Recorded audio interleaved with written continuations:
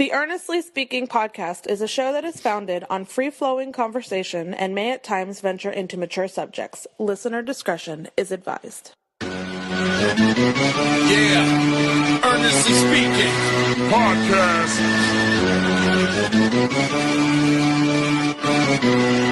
Let's get it. I'm a giant in New York, in Miami carry heat. So much more in store, my product can flood the street. Opinion Nation Godfather, CEO. Off in the late 90s, gon' see me blow. Oh, got my hustle on, no imitation of bad. Army of untouchables, Opinion Nation staff. Never an off season, homie, check the numbers. Heart throbbing my own right, supplying southern comfort. Earnestly speaking, my ego is well fed. Earnestly speaking, you're too evil and no threat. See, I'm like a hurricane, you're a mild breeze. Earnestly speaking, leaving Eli a dynasty. Shake!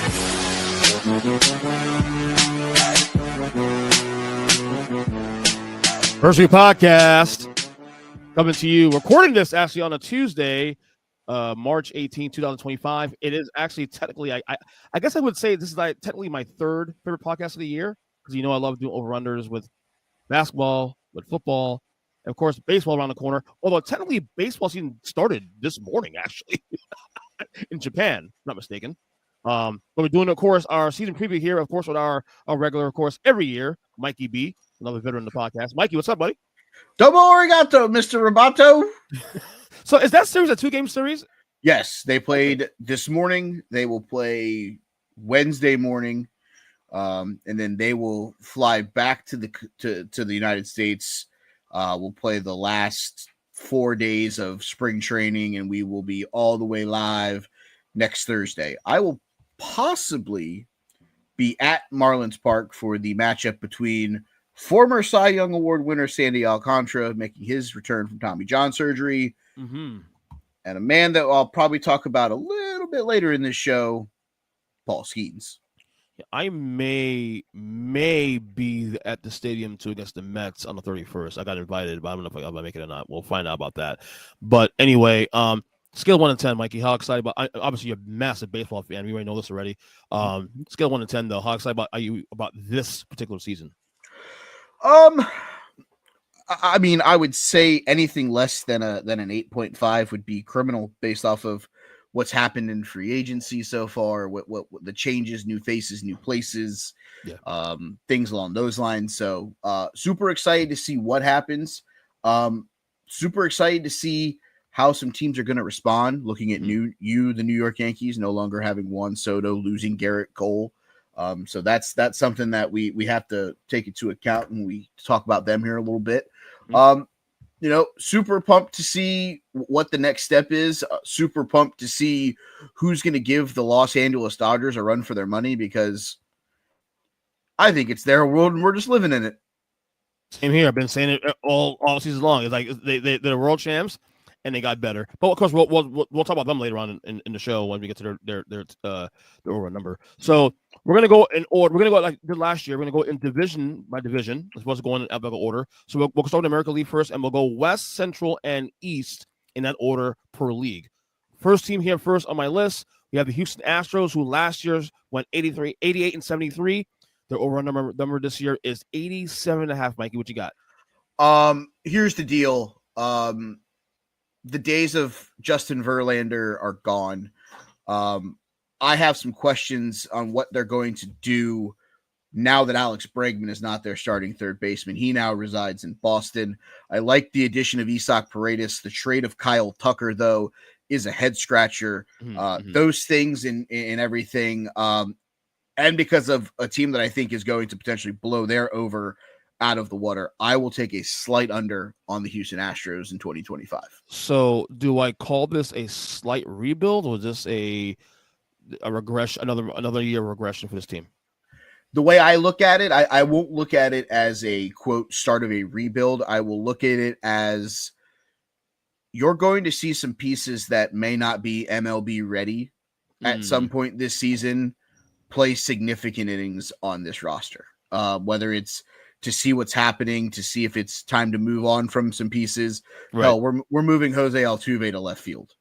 Yeah. Okay, I get that. I mean, they are technically the favorites still by virtue of the number here, but I think the reality of the situation is they're gonna end up being the favorites. I mean, they did add Christian Walker. He's a good piece, a little on the older side, but they lost some significant pieces. Alex Bregman's gone. Justin Verlander's gone. Yusei Kikuchi's gone. Jose Urquidy is gone. I get it. You're going to get back Framber Valdez, who pitched lights out in the playoffs. You're hoping to get a healthy Lance McCullers, who pitched lights out in the World Series win. Hunter Brown, you're hoping that he figures it out. But those are a lot of questions. Yeah, I'm with you. A lot of questions there. I mean, we'll get, obviously we'll go to the division in a second and see what team you are actually big on, because you just kind of teased it there in a second. And LA Angels here, who last year won 63-99. Their number 71.5, buddy.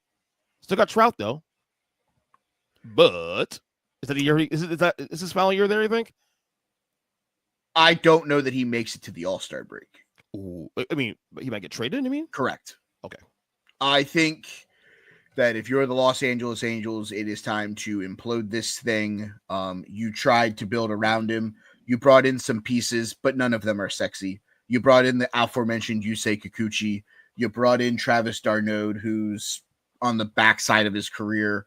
You brought in Kyle Hendricks, who couldn't find a spot in the Cubs rotation last year, as bad as it was.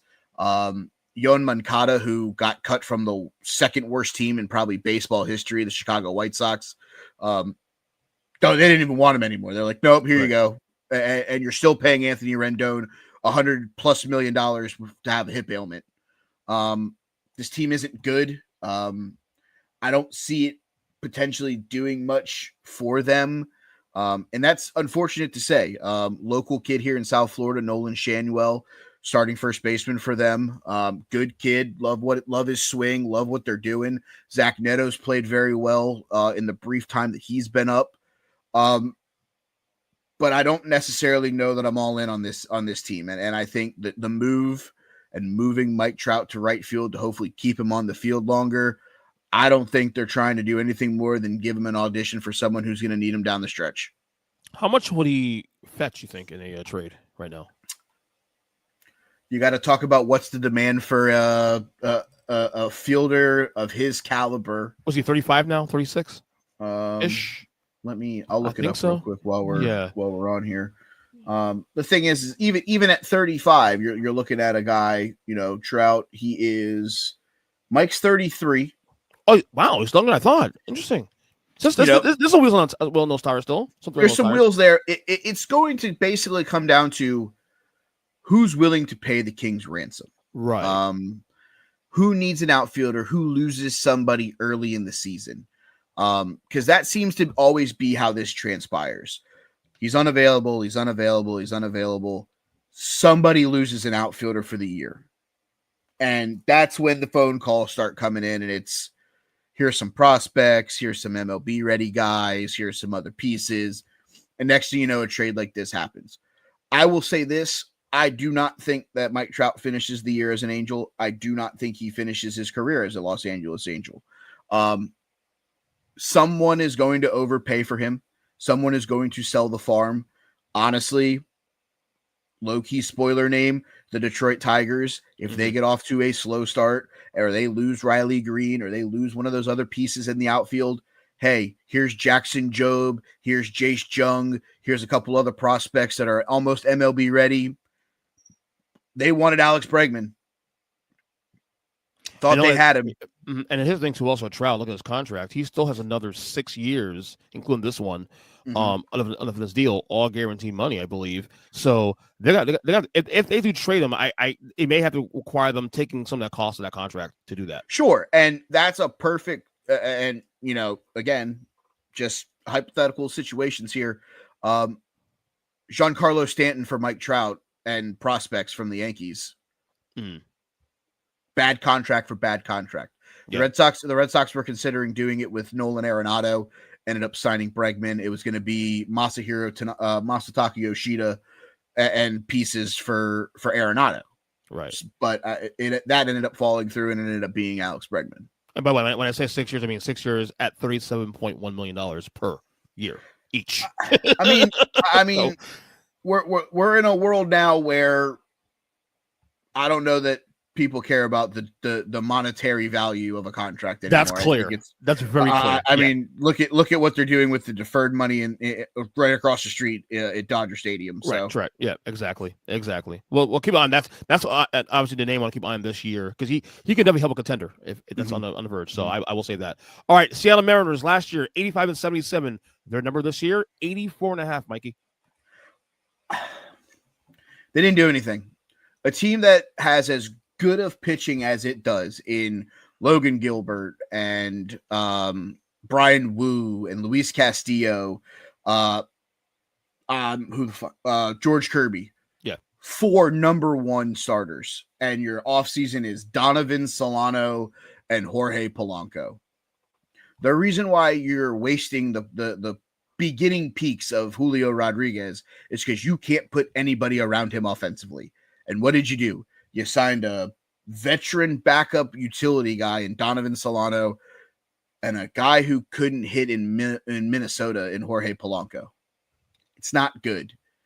I want to take the over just because of how good this pitching staff is.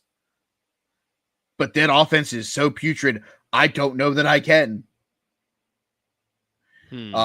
Honestly, if there's a market for a guy who may become available like a Mike Trout, Seattle makes a shit ton of sense.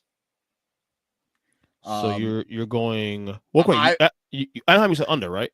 I'm going to take a very slight under. This team has to make a move at the deadline or before to bulk up this offense if it wants a shot. It's funny. I thought they were probably the team you were big on in this division, but I guess I've hit the wrong team. Interesting. More on that in a minute, buddy. All right, next one. Texas Rangers last year 78-84. Their number this year 85.5. Is this the team that should blow things up? Not blow things up, but should be the front runner? Go ahead and do me a favor. Open up your Hard Rock app right now.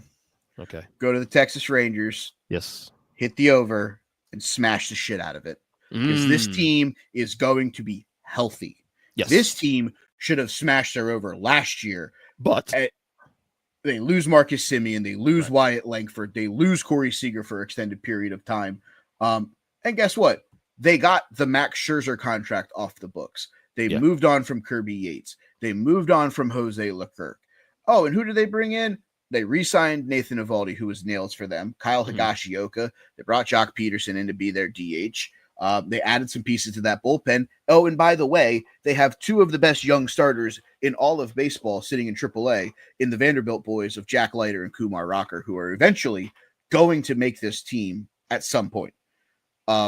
Wyatt Langford is going to be your breakout player of 2025. He should have been it last year. The injury didn't derail him. I think he's the breakout player of this season. I'm smashing the over on the Texas Rangers. And they only 1 year removed from winning the World Series. So when you go through that many injuries, right? Yeah, totally with you on that one. All right, final team in this division, the Oakland A's. Last year, 69-93. The over/under is 71.5. They are no longer the Oakland A's, sir. That's right. Please do not call them the Oakland A's. Vegas they are just the Athletics. Yes, right. That's right. The Athletics baseball but they're playing in Vegas, all right? They're playing in Vegas, though? No, they are playing for the next 2 seasons in beautiful AAA affiliate Sacramento. Jesus. The field, obviously the field is not ready. In Las Vegas, they haven't. I don't think they even broken ground yet. But this team is a question. They bring in Luis Severino, former New York Met. They bring in Luis Urias. They bring in Gio Urshela. They bring in Jose Leclerc. And it feels like a couple of those signings were just so that they made sure that they got their revenue share. But then you remember that they have some pieces on that roster that are very fun to talk about. I don't know. The guy who right now, if you tried to trade him, would bring back the biggest haul I think you would ever get for a relief pitcher in Mason Miller. I'm going to tell you right now, guy who plays baseball, has seen baseball for the last 30 plus years of his life. Mason Miller is a freak because he'll throw it 98 at your hip and then throw it 92 on the other side, and it looks like it's a slider. Yeah. You can't hit it. I watched Slab Labs with Dallas Braden over on the Underdog. Right. He does a great thing with all the pitchers, former pitcher himself in the A's organization. He stepped in the batter's box against Mason Miller, and he looked up and he watched Mason throw him a running two-seamer, and he goes, that is the filthiest fucking thing I've ever seen in my life. It's not fair. So, and here's the thing. Breakout performer last year, Lawrence Butler, after they sent him down, called him back up, had a great rest of his season. Brent Rooker, still good. They added the pieces that I mentioned. They have Miguel Andujar, JJ Bleday, who's one of their prospects for the last 2 seasons, has been getting work. Shane Langoliers. I'm taking the over on this team just because I don't think they can be that bad again. Okay. Yeah. We'll see. Sacramento A's. The ATH Athletics. Yeah, I'm there for that. Athletics right. Baseball Club. Exactly. All right. AL Central time. First team here, Kansas City Royals. Last year, 86-76. Over on number 82.5. Mikey, what you got there? Smash you over? Smash it. Ooh, explain. Smash it. I love Bobby Witt. Dark horse for the MVP candidate. Yep. I love Vinny Pasquantino, the Pasquash. I don't care what you tell me. 39, 45, 75. Salvador Perez in 5. Best catcher right now, probably defensively in baseball. Try to run on him. Bet you won't. Sneaky World Series contender?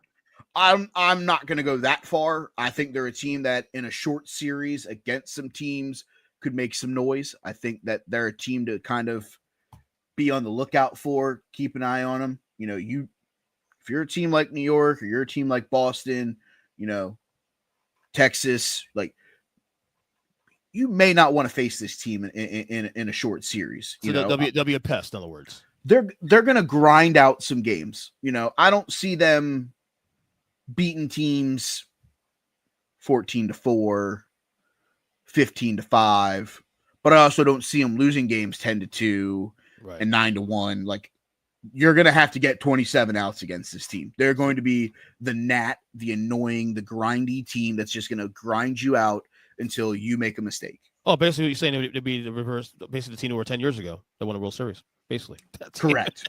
That kind of team. That team was scary. I'll say it right now. All right, next team, Minnesota Twins. Last year, 82-80. Over under this year is 84.5. I don't know that there's a more confusing team offseason wise than I feel like the Minnesota Twins had. Move on from Carlos Santana. Move on from long-term left outfielder Max Kepler.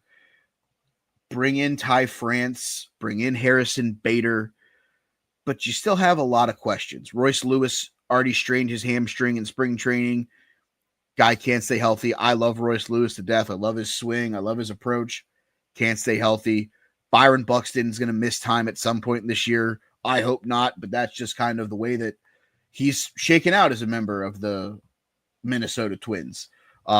Great athlete. Love the kid, but you're in a spot where he just can't stay healthy, and it's unfortunate. They still have arguably the best closer in baseball in Johan Duran.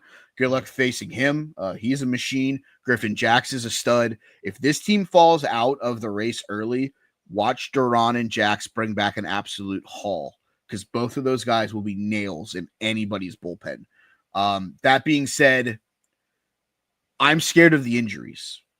Yeah, I'm scared of the fact that Royce Lewis is already dinged up.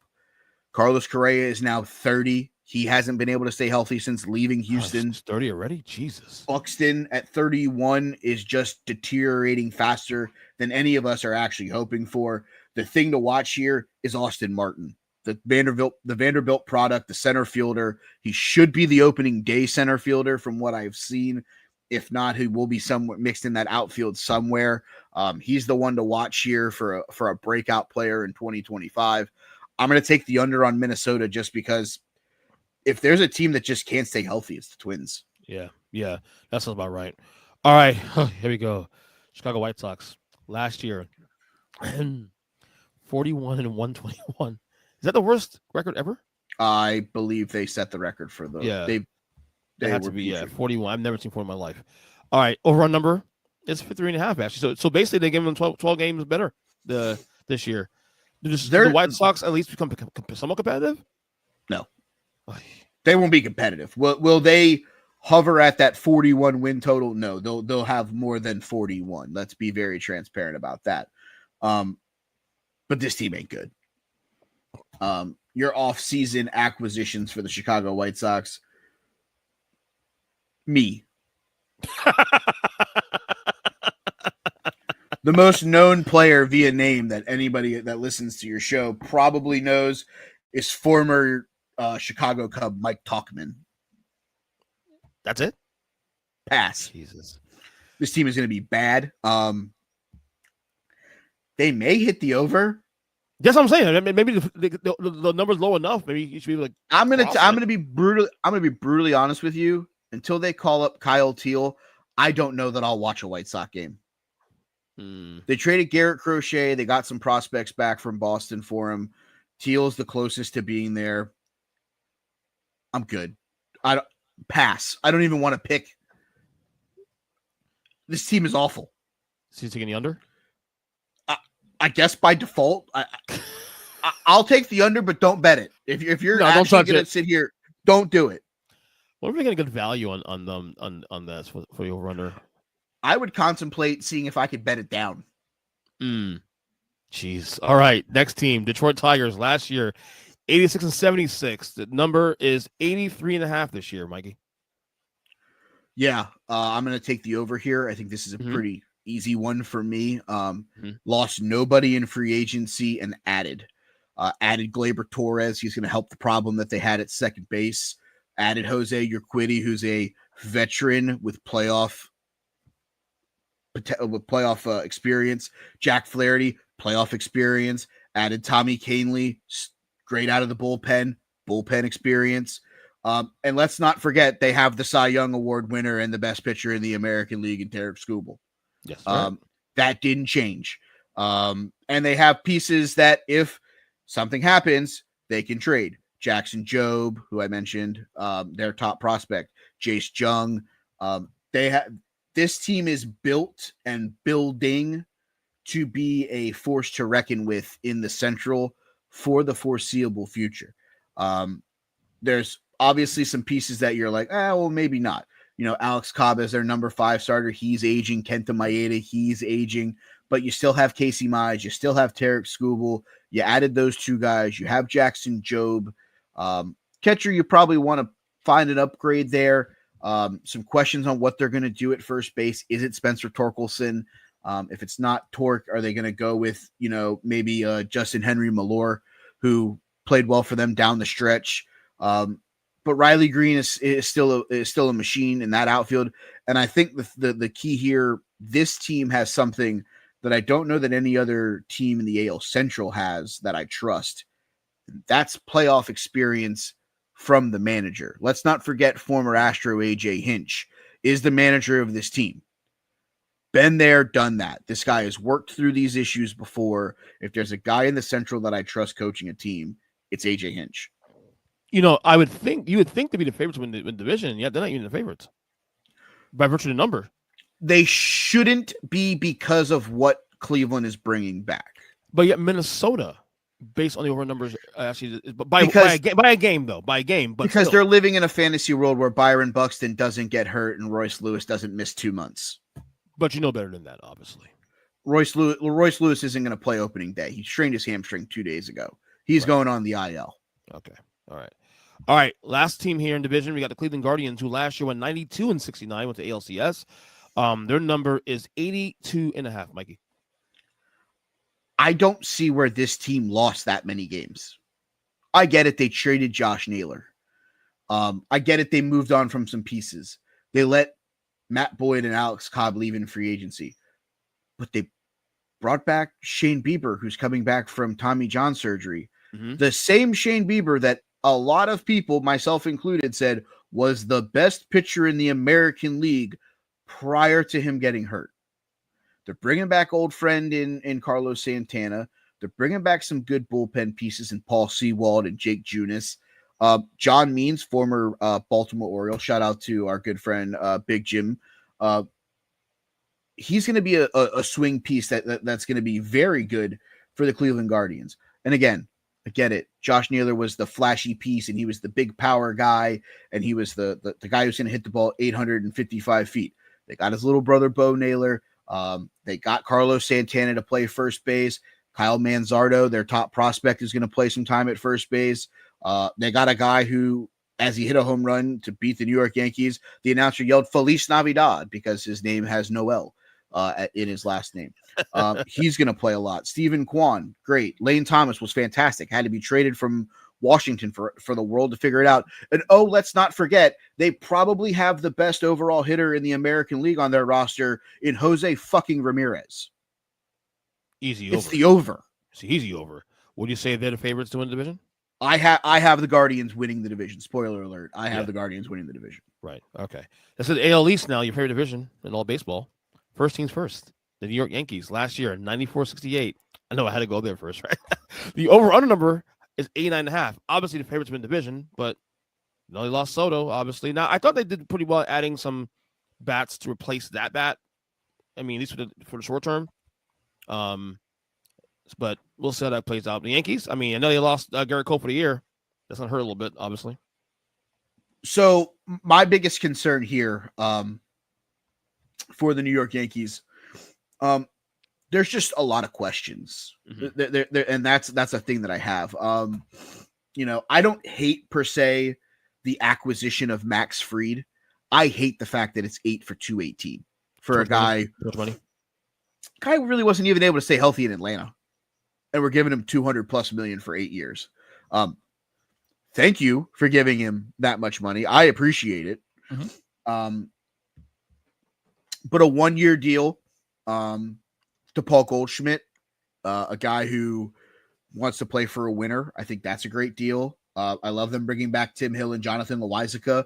I love them giving Cody Bellinger center field and letting Aaron Judge be the DH/right fielder again.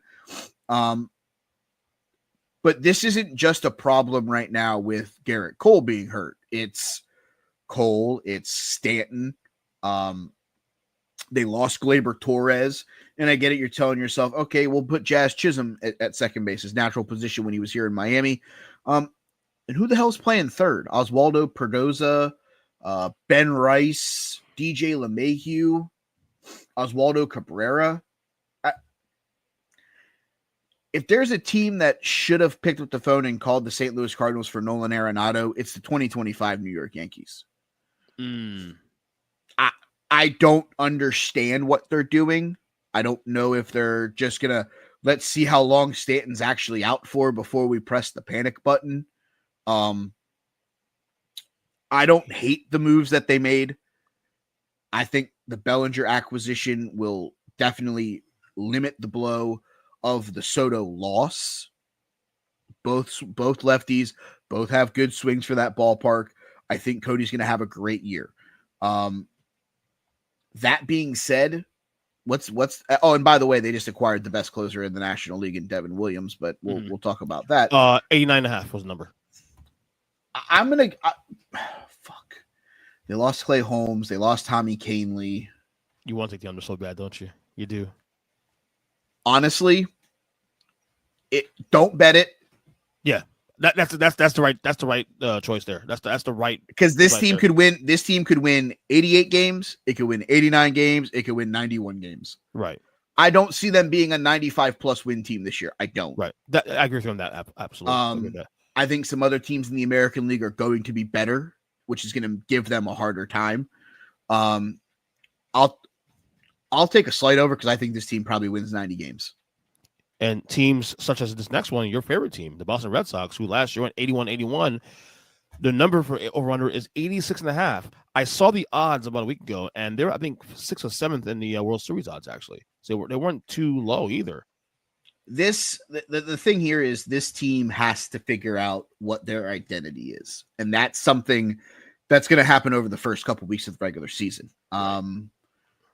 A lot of things went down with the acquisition of Alex Bregman and the rumors that Rafael Devers would not move to play DH to let Bregman play third. So now there's talks of Alex Bregman playing second base and top prospect Christian Campbell not breaking camp with the big league club, which I think is a mistake. I think Campbell should be there. That being said, I love some of the pieces that they got. I love the addition of Garrett Crochet. I love the fact that it didn't cost Campbell or Roman Anthony or Marcelo Meyer, the top 3 prospects in the Red Sox farm system. I love that they were able to keep them. I love the fact that they got Alex Bregman. I thought they needed him from the very beginning because he's Alex Cora's guy. Let's not forget he was in Houston with Alex Cora when Alex Cora was the bench coach for Trashgate. Patrick Sandoval could be a good piece to eat some innings in the back half of the year because there are going to be some injuries. Cutter Crawford's already going to start the year on the disabled list. So is Brian Bayo. But there's 2 pieces in this offseason that they brought in that not a lot of people are talking about that I think are going to be difference makers for this team. And they're both on the mound. One of them is in the bullpen. It's Aroldis Chapman. Mm-hmm. Still pumps it at 100 plus. It's crazy. Going to be hard to hit. Yeah. And honestly, the guy that I think it's a 1-year deal. It's $21 million. He's been injury prone, but I'm all in on him. And it's Walker Buehler. Take a chance. Yep. The guy's a stud when he's healthy. Buehler can throw his ass off. He can eat innings for you. And I don't necessarily know that what we lost from the major league roster is going to hurt that much. Nick Pivetta gone, Tyler O'Neill gone, Kenley Jansen gone. But like I said, we filled Pivetta with Buehler. We filled Jansen with Chapman. Tyler O'Neill, you're basically now going to put Alex Bregman in the lineup instead of him. There's some pieces that I like. There's some pieces that I don't like on this roster. I don't love Tristan Casas's ability to talk to the media and say absolutely the wrong thing when talking about Rafael Devers. That's something that's probably got to get itself cleaned up. That'll probably be handled internally. But yeah, if I'm the Boston Red Sox, I'm happy with the offseason. But there's still a move or two that I think that this team needs to make to be a World Series contender. And number one is they have to figure out what they're going to do with Masataka Yoshida. Because I do think Christian Campbell deserves to be on this roster coming out of spring training. And it also could depend on what they decide to do with somebody along the name of Ceddanne Rafaela. That being said, I'll take the Red Sox as an over. I have them as a playoff team. Yeah. They could win the division. They could finish third in the division. They could finish second. So Vegas likes them too. They're plus 2,000 right now. I think they're 8th right now in the World Series odds. So that's fairly high. Mm-hmm. When you consider that how top heavy the baseball is with the other two teams on top, but right there under Houston and Phillies and the Mets, it's right there in Boston. So I mean, clearly they had enough offseason to be competitive here, and I think they'll be in playoffs also too. All right, next team here, the Tampa Bay Rays, who last year went 80 and 82. Over under is 81.5. The Rays, huh? They've got a lot of other problems that they're going to be dealing with this year, playing in a minor league facility for 81 games, not being able to be in the Trop due to the hurricane. Yep. Due to the hurricane and all that stuff. There are some issues there internally that they're going to have to work through this year. Didn't really lose anybody in free agency. Brought over Ha-Sung Kim, the former Padre, to play second base or shortstop. Brought in catcher Danny Jansen. They didn't make a lot of moves this year, but that's kind of what the Rays always do. They don't make a ton of moves. They kind of go with their guys. And they're going to get the biggest piece back out of anybody in the American League, and that's Shane McClanahan. When he comes back from his shoulder surgery, that guy's a machine, and he is going to come back guns blazing. This team will be better than what people look at them and say on paper. I don't think they finish in the top 3 in the division. What was the over-under? 81.5. Slight over. I could see this team winning 83 games. I could see him winning 79. Right. This is one of those you're taking an absolute chance going either way. Don't bet it. Yeah, pretty much. Don't bet it. I'm with you on that one. All right, Toronto Blue Jays. Last year, 74 and 88. Over-under number is 78.5, Mike. If this was like 2018, this team would be freaking ridiculous. bring in Max Scherzer, bring in re-sign Dylan Tate, bring in Jeff Hoffman, finally brought in a free agent in Anthony Santander, lost Jordan Romano, their longtime closer. This team is going to be under, and I'm going to tell you why. Why? Because both Bo Bichette and Vladimir Guerrero Jr. do not finish the season as members of the Toronto Blue Jays.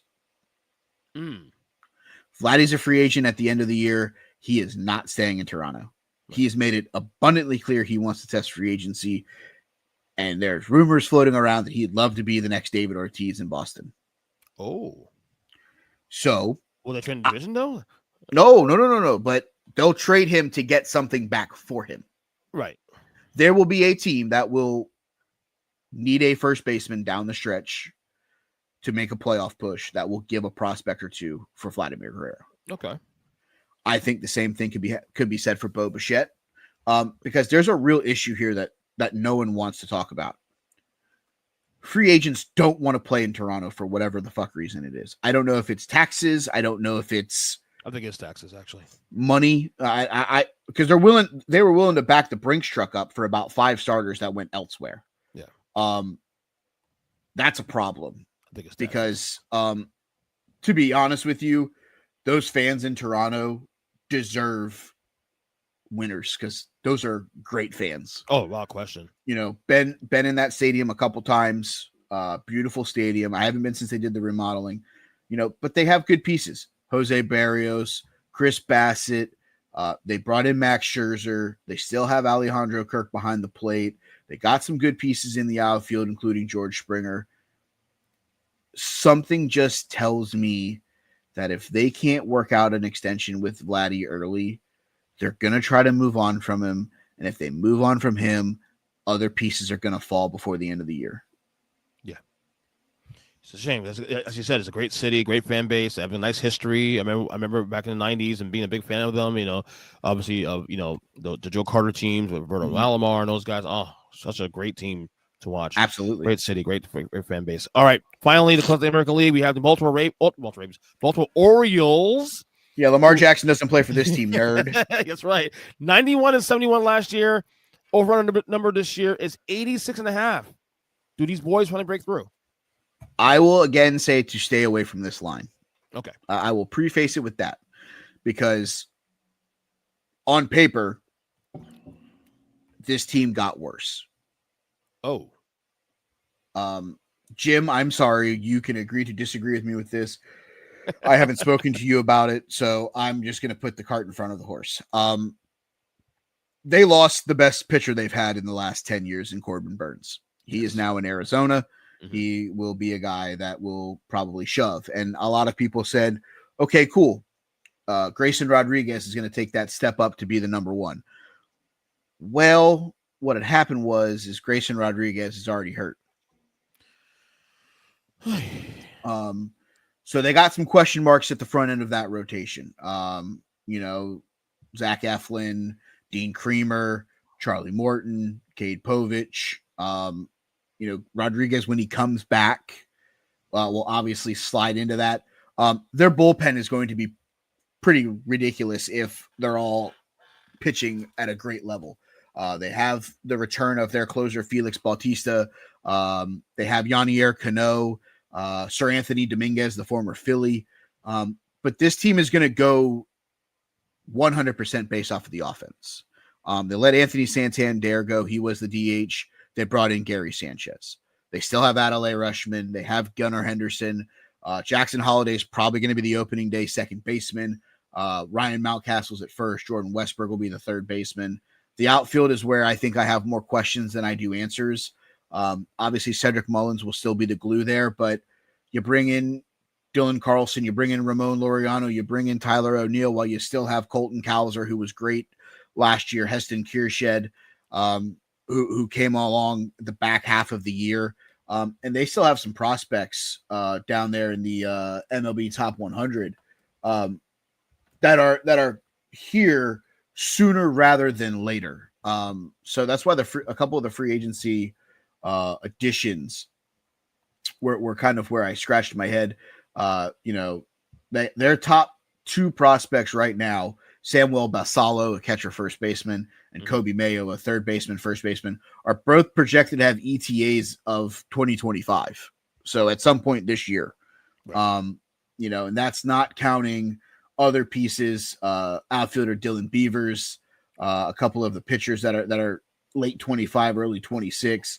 And they have a couple of outfielders that, 26, 27 is their estimated arrival day, including one of the fastest outfielders I've ever seen in Enrique Bradfield Jr., the former Vanderbilt Commodore. I love what they've built, but if what they're building doesn't lead to trading a prospect or two to going and getting that number one starting pitcher, I can't be all in on this team. I want to be all in on this team. I love the youth movement. I love the young kids that they have. But there's gotta be a piece here somewhere.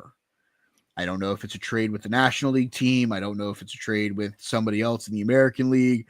I don't know if it's them hoping that Cleveland stumbles out the gates and they maybe can go get Shane Bieber. I don't know what it is. But for me to take this Baltimore Oriole team serious in the bat and being a World Series contender, think they need to go get a number one. So do you go over on that one still or no? I think their offense is good enough. I'll take a slight over, but they won't hit the win total they had last year.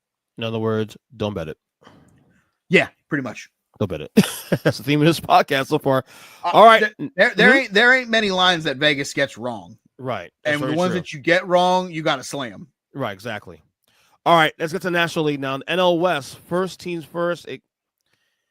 Might as well get there now. The champs, the Dodgers, last year 98-64, which sounds disappointing given that team, but they had a lot of injuries.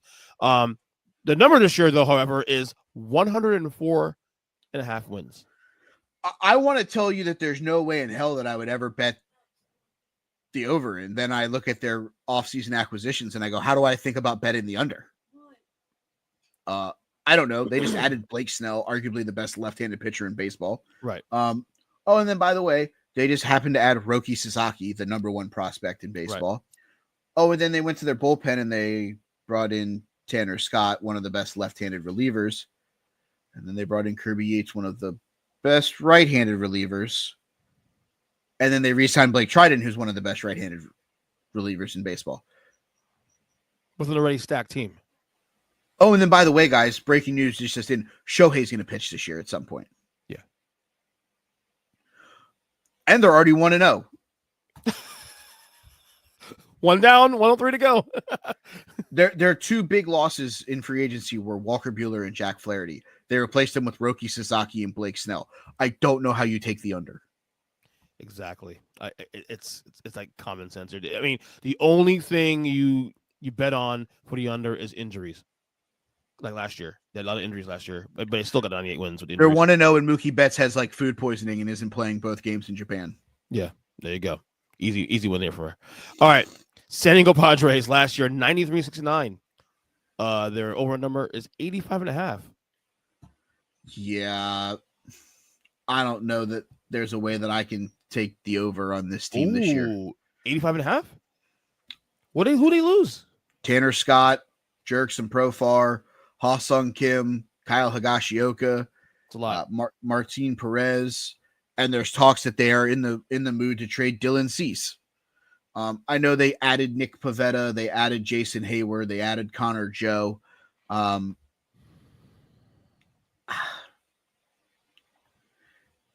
thing here is, I love some of the pieces they have. I love Michael King. I need to see Joe Musgrove come back healthy. Their bullpen's going to be really good. But they're kind of in a weird spot here. Luis Ariz, the former Miami Marlin. Cool, you can win a batting title, but you're playing first base, hitting 2 home runs over the course of the year. They're trying to move on from him. They're trying to move on from a couple of the other pieces there. Let's not forget, Manny Machado's now 32. Xander Bogaerts is now 32. Jake Cronenworth didn't have a great year last year, kind of slumped. Jackson Merrill will be the breakout star of this team. I get it. The face of the franchise right now is Fernando Tatis Jr. Go talk to Padre fans. They'll tell you the person they're most excited to see in 2025 is Jackson Merrill. But you're taking the under anyway. I'm taking the under. Okay. Just because if you're telling drop. me that they're actually contemplating trading Dylan Cease at some point this season, I can't put a bet in today going he may not even make 10 starts for him. Plus, they have ownership issues too on top of that. This could be a distraction. So, yeah, that's what it look like as well too. All right, next team here, the San Francisco Giants, who last year won 80 and 82. The over under number rather is 80.5. I'm sorry, who are we talking about? The Giants. Oh, Los Gigantes. That's the team where Blake Snell left. Shocker. Right. Yeah. Can they bounce back? I They're always mean, frisky. They're always frisky. You lose Blake Snell, you lose Michael Conforto, you add 45-year-old Justin Verlander and Willie Adames. I think this team will be frisky, a word that you love, on the Huddle Up show. You love using the word frisky. Yep. I just have some questions about what life after Logan Webb looks like for that rotation. Mm-hmm. Now that Blake Snell's gone, hoping that Robbie Ray comes back healthy, hoping that Verlander looks good, hoping that Kyle Harrison looks good. I get it. You still have Camilo Doval, one of the best closers in the National League. That guy's cool. Patrick Bailey / Sam Huff behind the plate. Maybe Tom Murphy mixes in.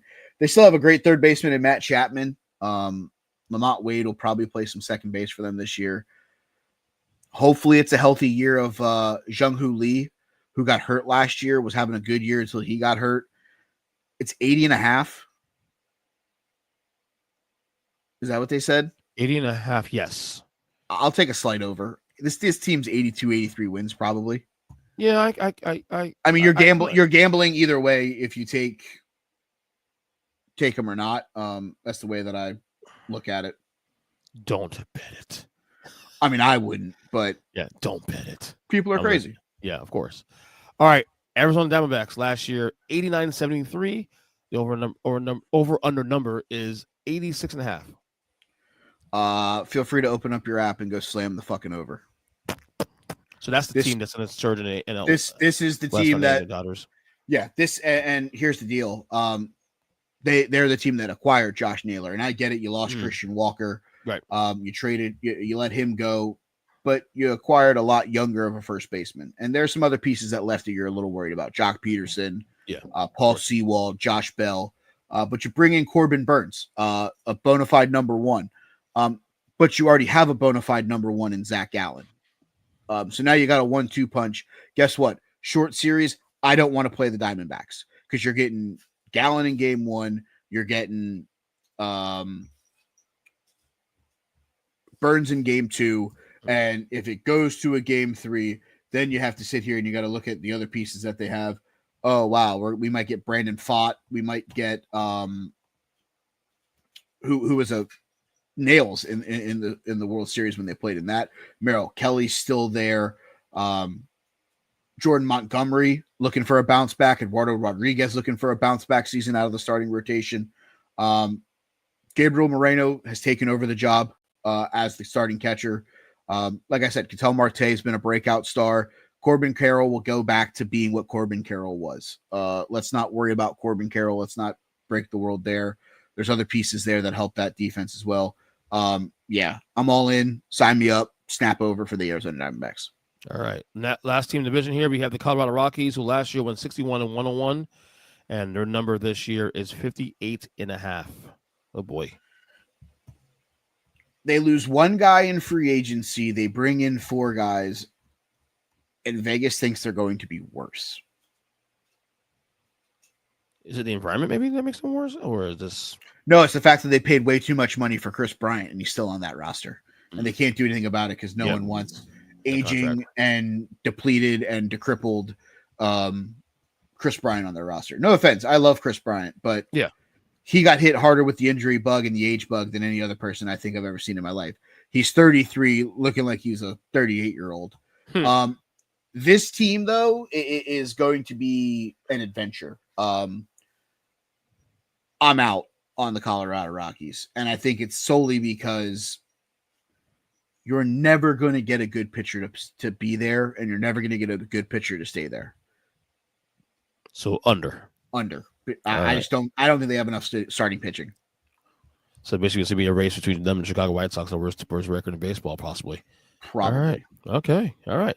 NL Central. First team here, the St. Louis Cardinals, who last year went 83-79. Over-run number is 77.5. Mike, I don't think in my lifetime I've ever seen a Cardinals number be this low. I also don't think in my lifetime I've seen a St. Louis Cardinals roster that looks this bad. We're living in a world where they overpaid for a couple of starting pitchers, and this is now starting to bite them in the ass. Right. They overpaid for Steven Matz. They have some other issues with the starting rotation. Matthew Liberatore, they've tried to make a starter, then they made him a swing guy, then they made him a starter. Now he's back in the bullpen. That really fucks with guys. I like Eric Fetty. I like Sonny Gray. Both of those guys I don't think end the season as Cardinals. I think they end up getting moved at some point at deadline. I don't think that Nolan Arenado finishes the year as a member of the Cardinals. I think he gets moved at some point. This team is going to have to strip it down and rebuild. And it's weird to say that because this team has never had to go through, quote, a rebuild, even losing Albert Pujols and losing Yadier Molina and losing the starting pitchers. They've always just been able to figure it out. I think this team needs a hard reset. And it's unfortunate to say that because the fans in St. Louis are good baseball fans, but I think even they know we got to blow this thing up because we got 4 of our top 5 prospects are all supposed to hit Major League Baseball at some point this season. 2 pitchers, a catcher, and an infielder.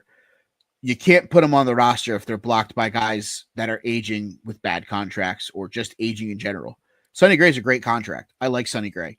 He'll pitch somewhere for someone who's in the race for a playoff spot to open up a spot for Quinn Matthews or Tink Hence.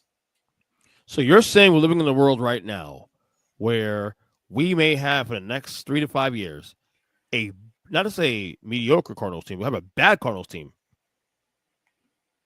I'm saying we're living in a world where Mike Tomlin might finish under 500 in professional baseball. I'm so glad you said that because I was literally going to say that the Cardinals right now entering this season is where the Steelers right now in football. Yeah. I was just going to say that. I'm glad you mentioned that because I was going to say that.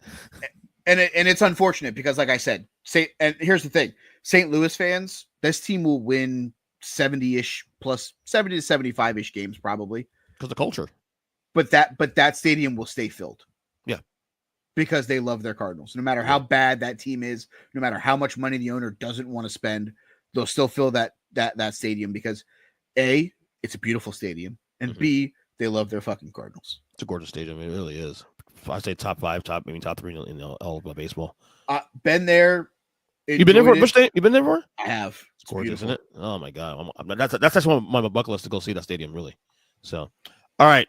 The Cincinnati Reds last year 77-85. The number this year is 78.5. Mikey. Who? The Reds. Ugh. The big red machine. 78.5. Yeah. So one game improved from last year. You can tell that I haven't really looked at the NL Central because it's very mediocre by virtue of the records here, though. I mean, you're hoping that Ellie De La Cruz takes the next step to be the face of baseball, right? If you're the Cincinnati Reds, didn't really lose anybody in free agency, didn't really bring anybody in free agency, right? Just kind of stayed status quo in free agency. Looking over their roster, I think they're a team that if the Cardinals get out of it, like Sonny Gray would be a perfect fit for them. And yes, I would trade in the division because Sonny Gray will be gone before it matters to the St. Louis Cardinals again. He'll be retired. But there's some questions there. Hunter Green's going to be the ace of the staff, obviously. You got some other pieces there that could be okay. Brady Singer, Andrew Abbott, Garrett Ashcraft. They're going to be okay. They brought in Gavin Lux when the Dodgers traded him to them. You're hoping that Matt McClain comes back from the injury that he had that ended his season last year. and comes back healthy and ready to go. Same with Spencer Steer. Mhm. The thing here is this is a team. They got a lot of good pieces. Christian Encarnacion Strand, obviously Ellie De La Cruz, Hamer Candelario. I'm probably going to take the over on this team, but this team is 2 injuries away from being Terrible. right back where they were. Basically, don't bet it. No. Don't bet it. Fuck, I wouldn't. All right, next team here, Milwaukee Brewers. Last year, 93-69. The number this year is 83.5. First off, rest in peace, Bob Uecker. Yes. That sucks. This team lost a lot. Willie Adames is gone. Frankie Montas gone. Gary Sanchez gone. Joe Ross gone. Traded Devin Williams to the New York Yankees. He's gone.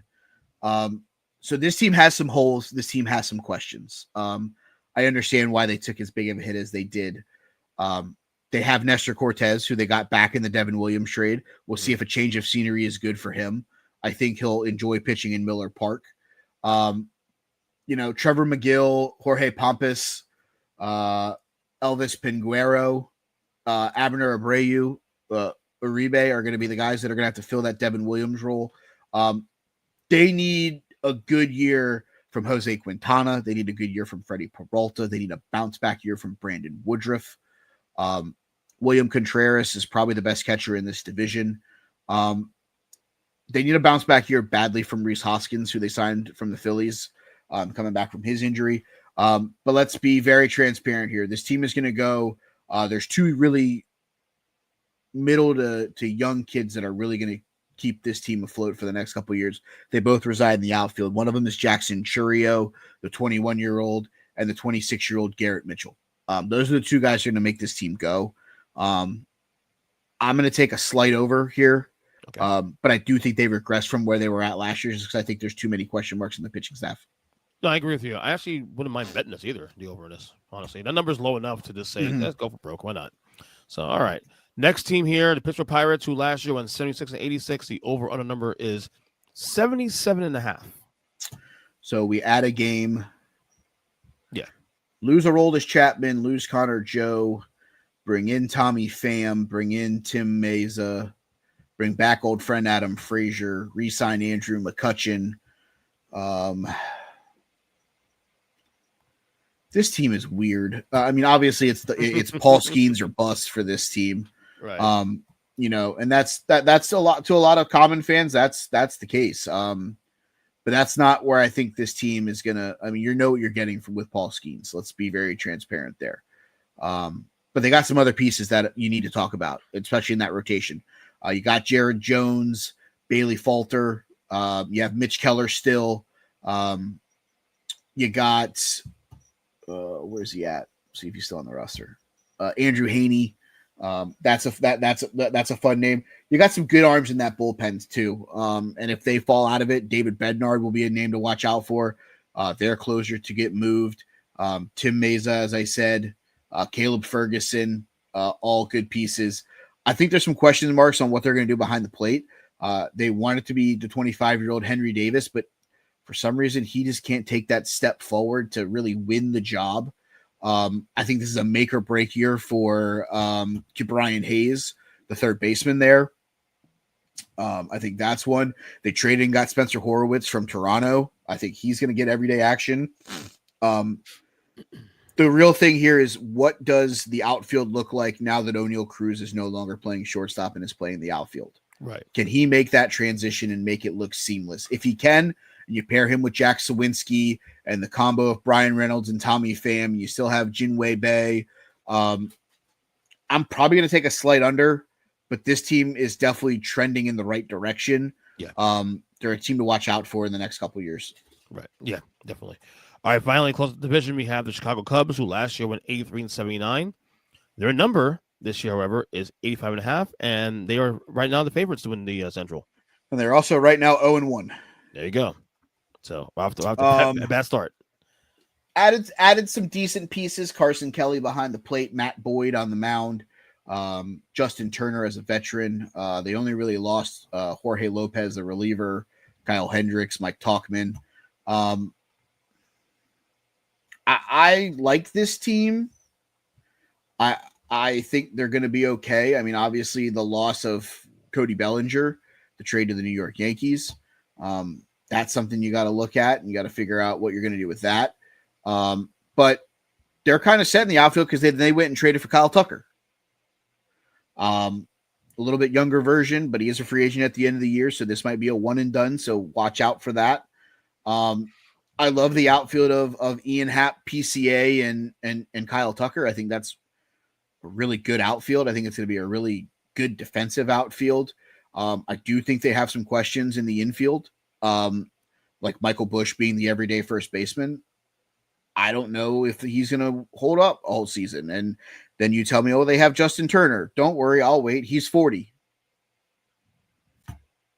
What do you think you're getting out of him? Yeah. You got some younger guys behind the plate. That being said, on paper, I have to agree they are probably the favorites.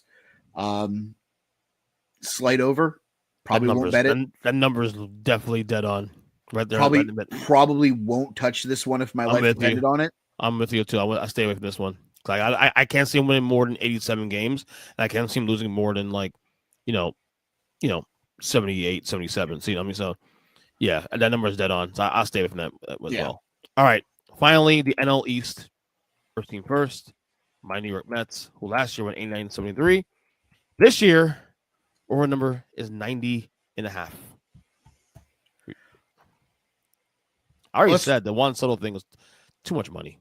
Let's start with the outs. Luis Severino's gone. Yeah, Harrison Bader's gone. Jose Quintana, Phil Maton, they're all gone. Right. You still have JD Martinez, who played for you guys last year. He's a free agent. Ain't coming back. Let's go through some things here. Because you brought in a bunch of guys. You brought back Sean Manaea. Yep. He's hurt. Yep. You tell me you're bringing in Clay Holmes, who was one of the best relievers in baseball the back half of 2024. We're stretching him out to be a starter. Huh? You give 15 years to Juan Soto at almost $800 million. Yeah. And then you tell me we're going to give Pete Alonso 2 years for 54 more. Pretty much. What? There were some head-scratching decisions here. I thought when Soto signed, Alonso was gone. For your mental health, I would have hoped that Pete Alonso was gone. The reality of the situation, the starting rotation is going to have some holes right now. And that's my biggest concern. Because while some guys are already dinged up, you got to remember, Kodai Senga coming back from an injury. Always hurt. So you got a question mark there. Frankie Montas, I'm pretty sure I read somewhere where he was kind of not I'm not going to say dinged up, but not in the best of conditions. Brandon Nimmo, limited by right knee soreness. Mm-hmm. He's probably going to end up on the IL. Jeff McNeil, oblique strain. He's going to start the year on the IL. Francisco Alvarez, your starting catcher, out 6 to 8 weeks with a broken left hamate bone. That sucks. All these things alone, why is this an easy under?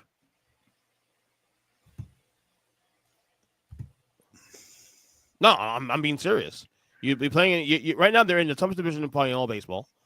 Okay, so the top heavy one. I would say if they're not in the toughest, they're in the second toughest. Right. Yeah, and if you're starting off all these guys on IR or close to that, let's say best the under. In fact, I almost want to bet that. The question is going to be: will there be enough wins on the back end to make up to win to at least get to the playoffs? Well, more on that later.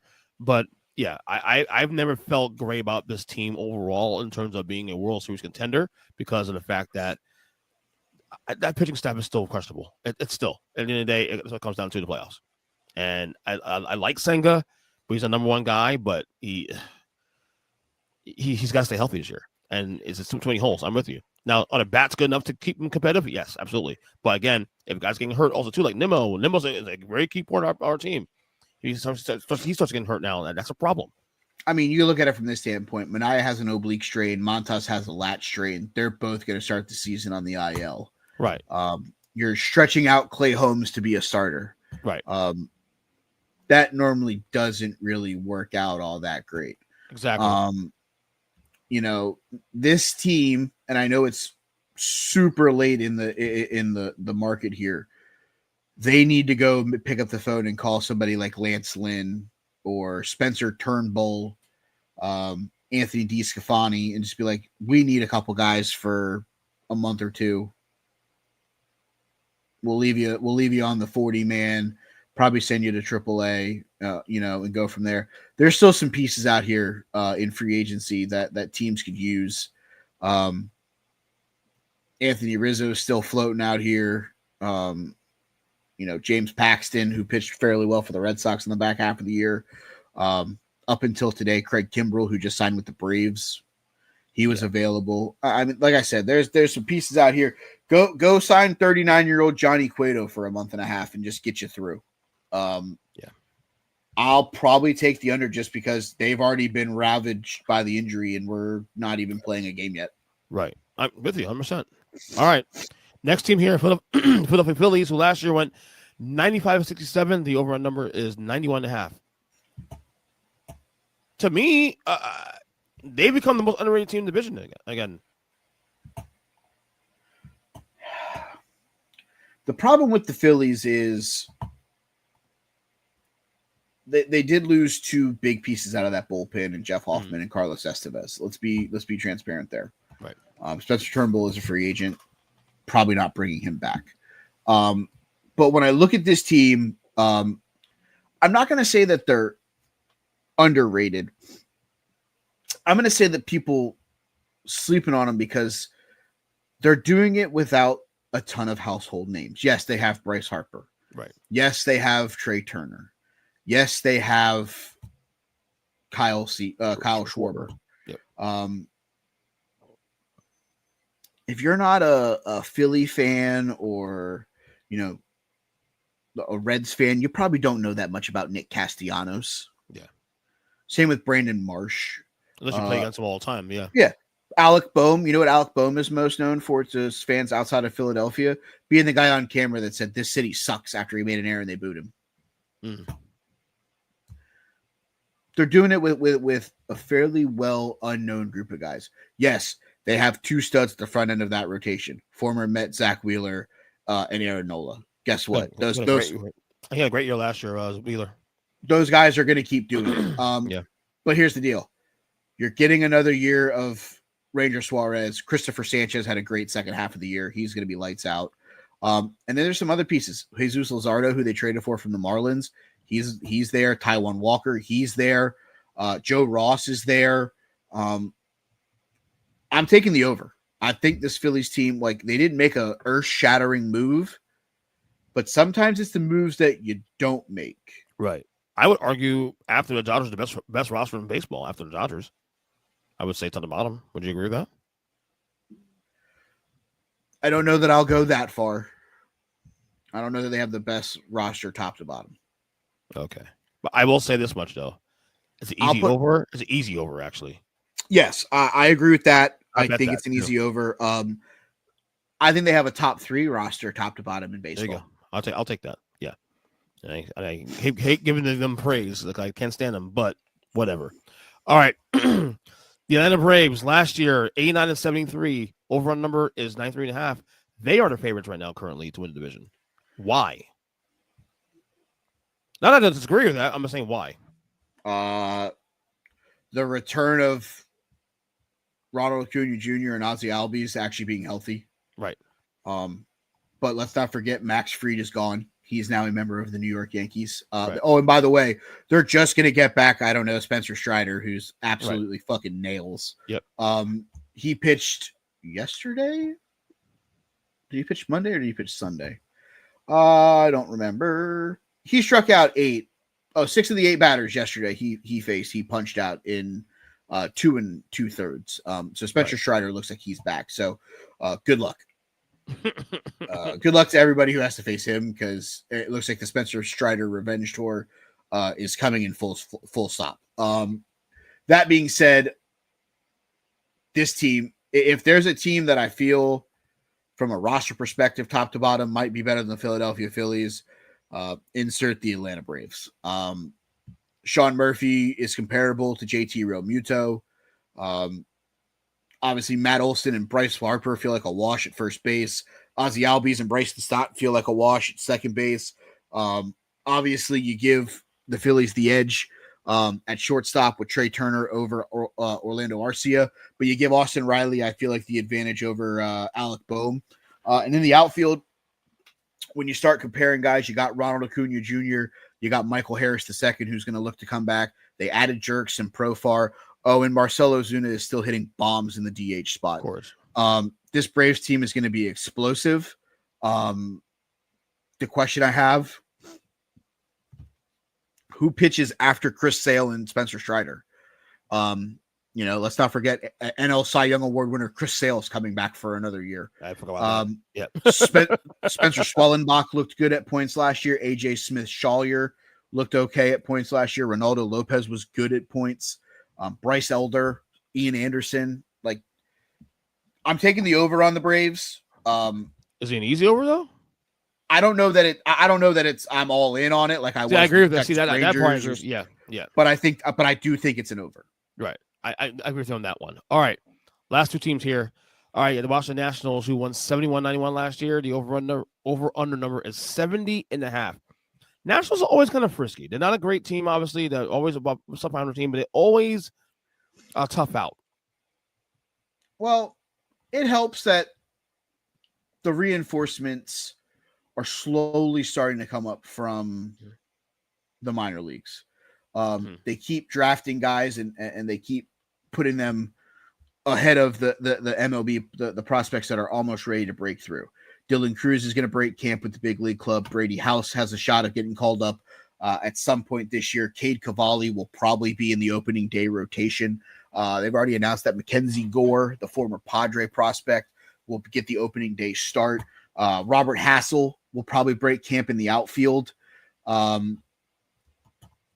They made some moves too this offseason. None of them are what I'm going to say is earth shattering or needle moving, but you added Trevor Williams, they brought back Trevor Williams, you added Paul DeHong, added Ahmed Rosario, added Jorge Lopez to that bullpen. Same with Lucas Sims, brought back old friend Josh Bell, Kyle Finnegan, and Mike Soroka into that. They only lost Patrick Corbin and his way too much of a contract that they were thankful to get rid of. This team is super young. As you can tell, I'm currently wearing a Washington Nationals t-shirt. A friend of mine works over at the ballpark at the Palm Beaches. So nice. It's fun to go over and watch them. I feel like I go over her. I actually like the over here. I don't know why. I like it too. And I think this team is going to be dangerous within the next 2 years. Right. I'll take over here as well too with you. All right, and finally, to end this whole thing, the Miami Marlins. 6,200 was last year. The number this year is 63.5. Do they get Alcantara back though? So there's that to look forward to. They get him back for like a month and then they trade him for anything they can get for him. I mean, maybe. I don't think Sandy Alcantara ends the season with the Miami Marlins. I do not. I think that the team will overpay. It'd be so Marlins. It'd be so Marlins thing to happen. You know that, right? So Marlins thing, just to trade away the best asset, because again, it's what they do. And obviously, when you look at this Marlins team, they got one guy in their top 7 that can be MLB ready within this season and one more for next season. They got to move some pieces here, whether it's the prospects to get major league ready players or major league players that they can get whatever they can get for to get more players back for. Yeah. Sandy's probably the only one that makes sense in that regard. I'm not going to lie to you. We were talking about it. The guys that I play baseball with, we're talking about going to opening day. Right. That I mentioned. And we were actually talking about what the Marlins projected opening day lineup could be. And I'm not going to lie to you. We looked at it and we were like, to quote the great Major League, who the fuck are these guys? Xavier Edwards, Who's he? local kid, Yeah. good kid. Connor Norby, whatever. Former prospect Matt Mervis, Jonah Bride, Griffin Conine, Jeff's son. I was just going to ask you that. That's in relation Yep. to. Otto Lopez, Kyle Stowers, Nick Fortis, Derek Hill. And then you have your starting rotation, Alcantara, Weathers, Cabrera, who's hurt, Max Mayer, Cal Quantrill, and then Adam Nazar. Under. Right. I'm with you on They that. may not, and Jesus Sanchez is probably the real only power threat in this lineup. They may not have a guy finish with more than 25 home runs. And I feel like they can get a haul of Alcantara. 100%. Honestly, if I was them right now, I'm already on the phone. Yep. For the first month before he gets hurt. I'm on the phone and I'm calling the Yankees. I'm calling Boston. I'm calling somebody in the American League and going, what will you give me for him? Because if you're sitting here and you're saying we're going to nuke this thing all together, and the New York Yankees come up and say, okay, we'll give you Spencer Jones, Brock Selvage, Elian Perez, two guys that are in single A or rookie ball, and Jones in double A, who should be ready at some point this year. He could come up and mash home runs for them. If you're on the phone with Boston, you're probably looking up saying, hey, I'll take Anthony Campbell or Meyer, and then some pieces down on the bottom end of the prospect, Miguel Bleece, Conrad Kaysen, something like that. Mm-hmm. Like, I'm trying to move him after game number 1. If he comes out and beats the Pirates week 1, start number 1, whatever I can get for him. Yep. Showcase him now. We get sell high. I'm with you on that 100%. All right. Now to our season predictions real quick. All right. Give me your 6 American League playoff teams, your 3 division winners, and your 3 wildcard teams right now. All right. So the division winners, I'll still take the Yankees to win the East at the wire. I will take I'm going to take the Tigers to win the Central. Mm-hmm. And I will take the Rangers to win the West. Okay. Any 3 wild cards? Boston, Baltimore, Cleveland. So right. I like that one. All right. Kansas City gets left out. Kansas City gets left out last week of the regular season. Okay. And your National League playoff teams are? I'll still take the Braves to win the East. Mm-hmm. I will take the Cubs to win the Central, the Dodgers to win the West. That's easy. The wild card teams, Phillies, Diamondbacks.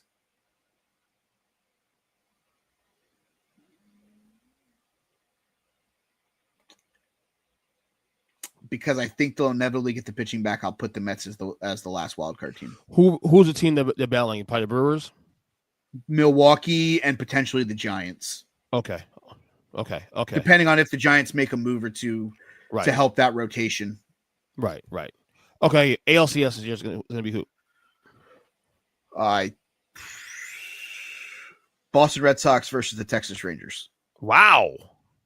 All right. Fresh one there. I like that. All right, and your NLCS, Dodgers against who? Diamondbacks. You already know Dodgers. Boom. All right, World Series, Dodgers against who? I hope I'm wrong, though, man. Seriously. My World Series, Boston Red Sox against the Arizona Diamondbacks. And you think that'll happen? I think that you have I pray to. to God you're right. I pray to God you're right. I pray that you have to face Corbin Burns and Zach Gallen in 4 out of 7 games. Good luck. Okay. If there's a 2-man crew that can go nose to nose with Shohei, Yamamoto, and Roki Sasaki, I think it's Burns and Gallen. All right. Okay. I like that. All right. And your World Series champion is going to be. I want to homer it so bad, but I think it's the Arizona Diamondbacks. Okay. I want And to pick the Red Sox so bad. I know you do. Fuck it, I'm picking them. Fuck 'em, pick 'em. Look at this shit, dude. Pick 'em. I'm picking them. Fuck it. All we do is pronounce here, you know. All right. Yeah. Okay. 4 more things we got here. AL Cy Young will be. My favorite is Scooble. My dark horse is Cole Reagans of Kansas City. Long shot, I will say, is probably Garrett Crochet. Okay. Who's an MVP this year in the American League? A lot of people think it's still going to be Aaron Judge. I do not. I believe the American League MVP will reside in Kansas City. Give me Bobby Witt Jr. Okay. I like that one, actually. All right. Your National League Cy Young winner will be, or we can break it down the same way you just did a little while ago. I think the favorite is probably Yoshinobu Yamamoto. Okay. My dark horse is probably Paul Skeens, even though he's not really a dark horse, but he pitches for the Pirates. So yeah, of course. You gotta have to put an 8-ball behind him. Yeah. The long shot that I think that if I really want to put my money on it because he's coming back from injury, it's Spencer Strider. Right. I like that one, actually. All right, and your National League MVP will be someone not named Shohei Ohtani. Please. Obviously Shohei's the favorite. Let's be very transparent about that. Long shot, I'll say, is Ketel Marte of the Arizona Diamondbacks, because I think if they're going to make the run that I think that they're going to make, someone's going to have to do something. Correct. And the dark horse or the long shot here, there's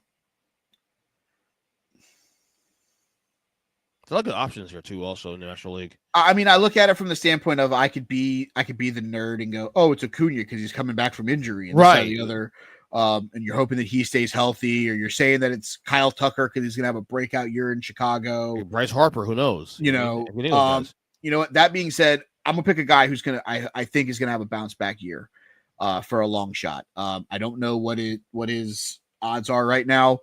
I'm taking Trey Turner. Ooh, so on the same team, it's a different player. Okay. I like what Trey does. I think if he can kick it back into high gear like he did before the World Baseball Classic and during the World Baseball Classic, if he can have one of those seasons, I think he could put himself in the MVP race. I don't mind that one, actually. I don't mind that one. I think it's gonna come out. I think it's gonna be between anybody on the Phillies, Dodgers, or Braves. I was gonna say it's Shohei Ohtani versus the Phillies and the Braves, basically, at this point. Pretty much. Yeah, totally with you on that one. Or I could see maybe a Mookie huge years here, or maybe Freddie Freeman if he has another. Honestly, if there's a Dodger not named Shohei, that could win it, I don't know that it's Mookie. I think it would have to be Freddie. Right. Yeah. But you also have to look at it and go, if Shohei's going to start pitching, and if he starts pitching effectively, he won it without pitching last season. How the hell are you going to keep it from him this season? Exactly. That's what makes it a little complicated. So, well, looking forward to this year. Can't wait. We're technically already started, but we're a week away from the rest of the teams playing their first game. So, Mikey, thanks for coming on the podcast as always. Plug and unplug, man. You can follow me on Twitter. Yes, I call it Twitter still, at They Call Me Bird. You can listen to Sunny Days and Double Plays, a Palm Beach baseball podcast. We're starting up the season this weekend. Should be a lot of fun. Take Three Wrestling Podcast, myself, Jim, and Joe. We're still plugging along with that. We got to get Ernest on at some point for a round table for WrestleMania season, buddy. Yep. We got to get him on for that. Yes. Also, maybe the next couple weeks I'll try something here. Maybe the next couple weeks I'll see if I can get through before WrestleMania. Yeah. Let's see, is that all I got? Obviously, Huddle Up whenever we get off-season episodes. We haven't talked about that yet, but we'll get those going here hopefully in the next couple weeks. But yeah, we're good. All right, brother. Thank you as always, man. We get the families together soon too. Also, I know the wife just texted us actually in the group chat earlier, so we gotta get together soon. Hell Good job, brother. You got it, man. Better, brother.